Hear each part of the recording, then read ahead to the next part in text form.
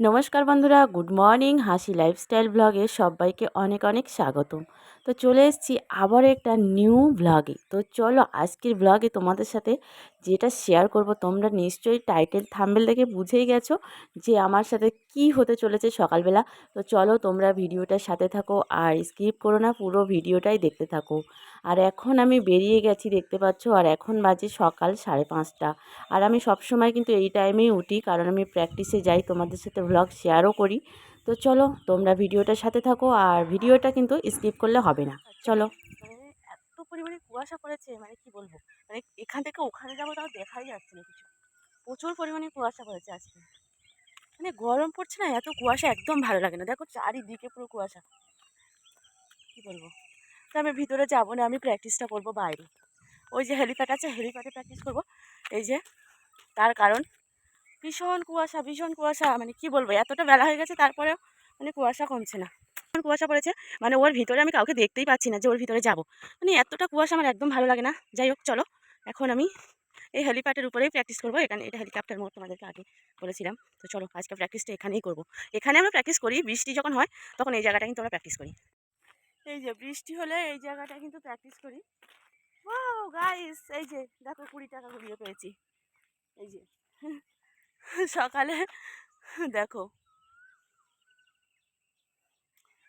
মানে জানি না আমার সকালটা কেমন যাচ্ছে, বাট 20 টাকাটা ঘুরিয়ে পেয়েছি সকালবেলায় এসে পর দেখতে পেলে। আর এখানে কি বলো তো, এখানে যেহেতু ছেলেরা মেয়েরা সব পার্টি করে, তো সেই জন্য মানে এখানে অনেকে টাকা ফেলে রেখে যায়। আমি অনেক বাড়ি পেয়েছি, তবে 20 টাকা না, 10 টাকা, 10 টাকা এরকম পেয়েছি, 50 টাকাও পেয়েছি। ঠিক আছে, তো আজকে 20 টাকা পেলাম দেখতে পেলে। যাই হোক, এটা তোমাদের সাথে শেয়ার করছি ভিডিওটা, যে সকালে আমার দিনটা কেমন যাবে জানি না। তো দেখা যাক কেমন যায়। এই যে 10 টাকা ভিজে গেছে, টাকাটা একদম ভিজেই গেছে। এই যে, যাই হোক, টাকাটা আমি সকালবেলায় উঠেই পেয়ে গেছি। মানে যার গিয়েছে তার ক্ষতি, আর আমার টাকাটা এসছে মানে আমার লাভ। তো তোমরা নিশ্চয়ই বুঝে গেছো। তো আমার লাভ আর তার লস, যে যার মানে গিয়েছে সে তো জানে না এখানে বেশি মদ টদ খায়, তো তারাই আসে। তো এই জন্য মদখোরেরা ছাড়া এটা কারোর কাজ হতেই পারে না, ইম্পসিবল। এই যে দেখতে পাচ্ছ, ওর যারা আছে, যারা মানে মদ টদ খায়, তো তারা ছাড়া এই টাকাটা ফেলা ইম্পসিবল।